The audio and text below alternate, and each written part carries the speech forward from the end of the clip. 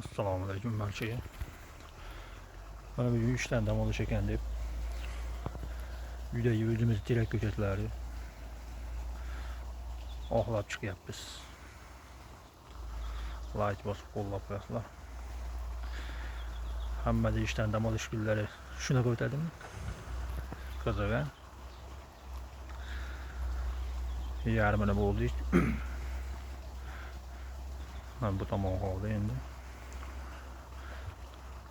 Bundan oldingi kunlarda dam olishim deb mana ko'cha tekkanmiz, pomidor ko'chatlari.